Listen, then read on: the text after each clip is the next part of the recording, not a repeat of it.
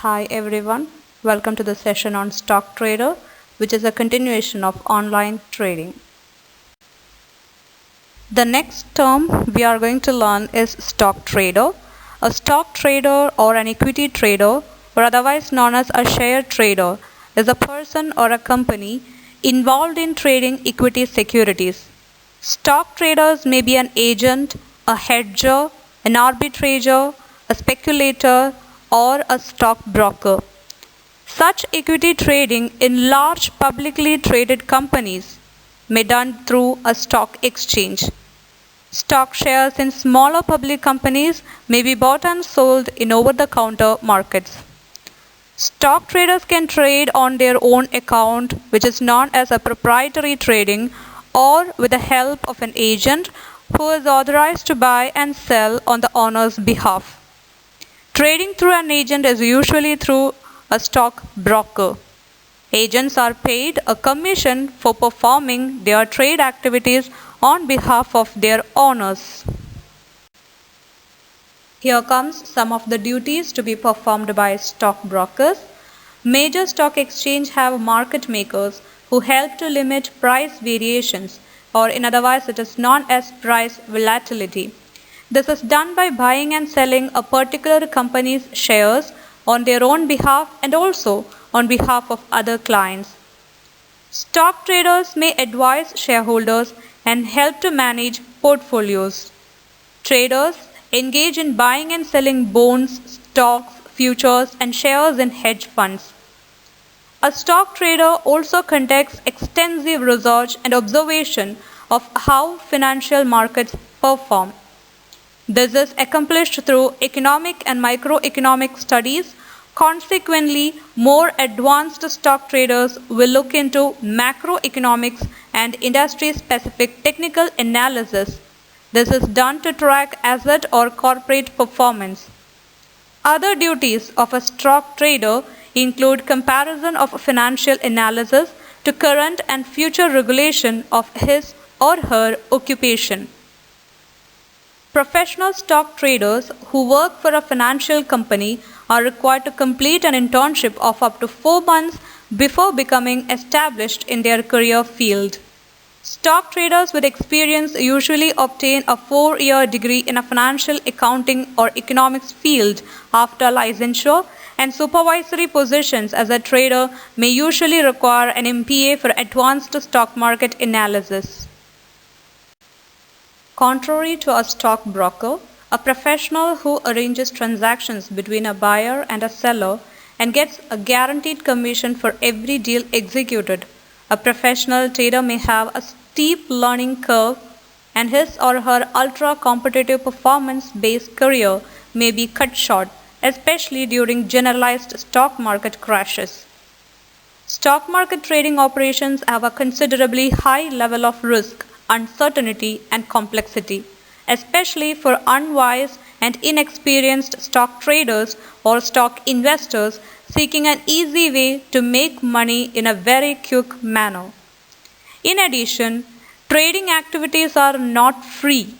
Stock speculators or investors face several costs such as commissions, taxes, and fees to be paid for the brokerage and other services, like the buying or selling orders placed at the stock exchange. Depending on the nature of each national or state legislation involved, a large array of fiscal obligations must be respected, and taxes are charged by jurisdictions over those transactions, dividends, and capital gains that fall within their scope. However, these fiscal obligations will vary from jurisdiction to jurisdiction. Among other reasons, there could be some instances where taxation is already incorporated into the stock price through the differing legislation that companies have to comply with in their respective jurisdictions, or that tax-free stock market operations are useful to boost economic growth. Beyond these costs comes the opportunity cost of money and time, currency risk, financial risk, and internet, data and news agency services, and electricity consumption expenses, all of which must be accounted for. We will go through the methodology now. Stock speculators and investors usually need a stock broker, such as a bank or a brokerage firm, to access the stock market. Since the advent of internet banking, an internet connection is commonly used to manage positions. Using the internet, specialized software, and a personal computer, stock speculators or investors make use of technical and fundamental analysis to help them in making investment decisions. They may use several information resources, some of which are very strictly technical. Using the pivot points calculated from a previous day's trading, they attempt to predict the buy and sell points of the current day's trading session. And these points give a cue to speculators as to where prices will head for the day, prompting each speculator where to enter his trade and where to exit, when to enter and when to exit. An added tool for the stock picker is the use of stock screens. Stock screens allow the user to input specific parameters based on technical or fundamental conditions that he or she deems are desirable.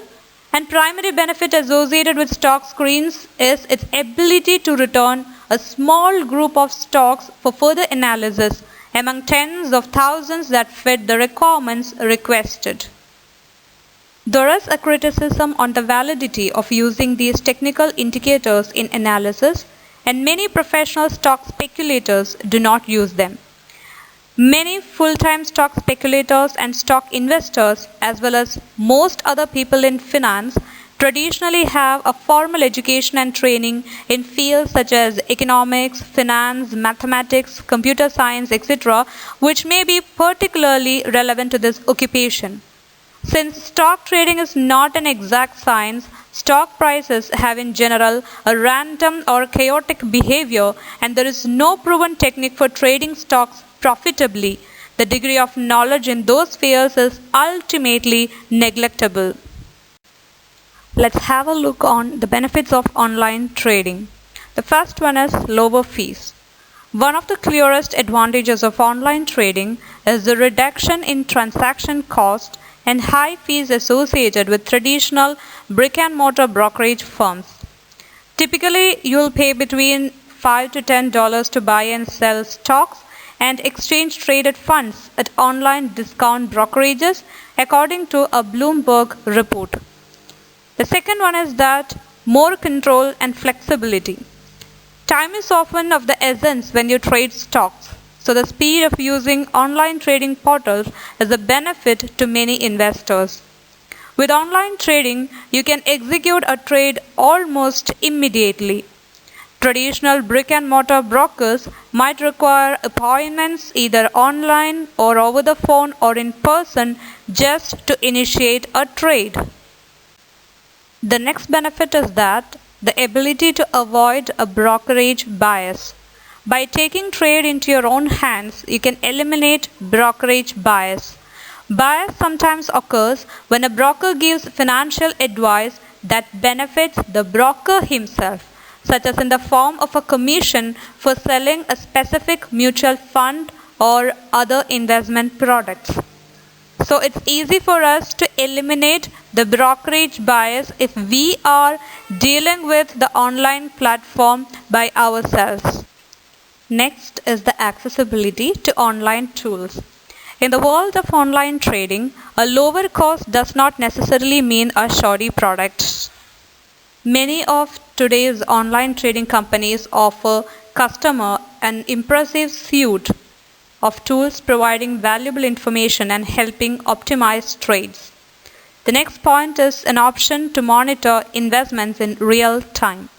Many online trading sites offer stock codes and trade information that make it easy for people to see how their investments are performing or doing in real time.